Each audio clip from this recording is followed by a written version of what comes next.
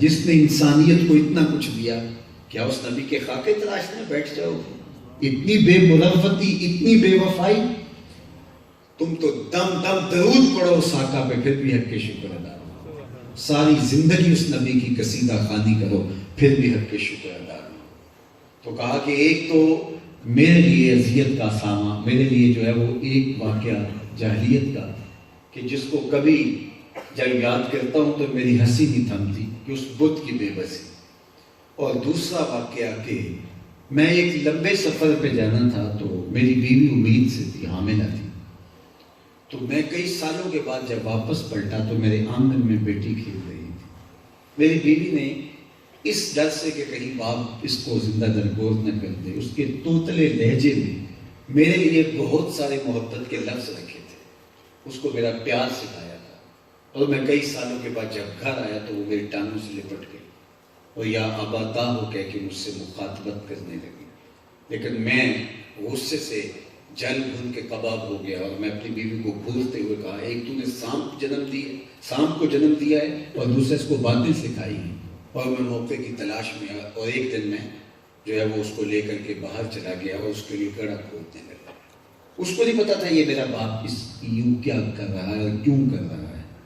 تو گرمی کی شدت تھی اور میں بار بار پسینے سے شرابور ہوتا، وہ اپنے دوپٹے کے کونے سے میرے ماتھے کا پسینہ صاف کر دیا، لیکن میرا دل پھر بھی نہ پسیجتا. میں اس کو بار بار جو ہے وہ پیچھے ہٹاتا اور گڑا کھودتا، اور وہ مجھے کہتی کہ اتنی شدت کی گرمی میں آپ یہ تکلیف کریں، پھر کبھی کر لینا. لیکن میں جلدی جلدی اس سے فارغ ہونا چاہتا تھا اور اس کو دبا دینا چاہتا تھا. خیر گڑا کھود کے جب میں باہر آیا تو میں نے دیکھا اس نے سکھ کا سانس لیا کہ میرے باپ کی مشقت ختم ہوئی. لیکن اس کو نہیں پتا تھا اگلی مشقت کس کی شروع ہونے والی ہے. میں باہر نکل کے اس کو دھکا دیا اور اوپر سے مٹیاں ٹھہرنے لگا.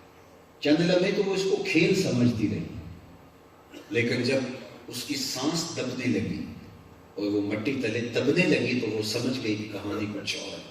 وہ پھر معصوم ننھے ہاتھ جوڑ کر کے مجھ سے زندگی کی بھیک مانگنے لگی.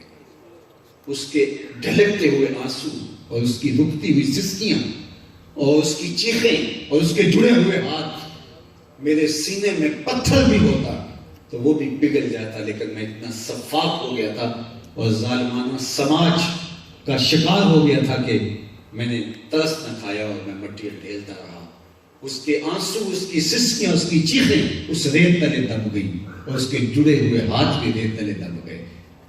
آج اسلام لایا ہوں تو آج اس کی چیخیں مجھے یاد آ رہی.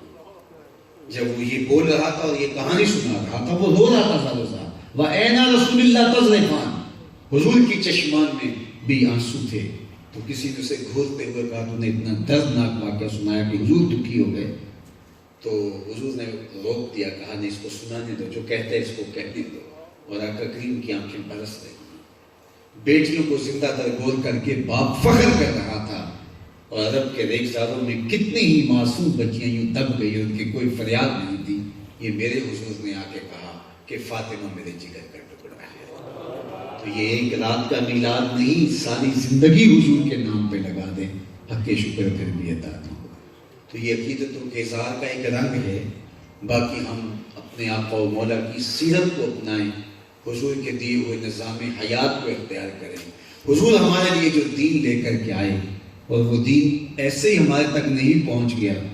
حضور نے اس دین کے لیے خود مشقتیں کاٹی، صحابہ نے تکلیفیں سہی، تابعین نے اذیتیں گوارا کی، بعد میں ائمہ نے ہمارے تک دین پہنچاتے ہوئے کن کن مراحل سے اپنے آپ کو گزارا.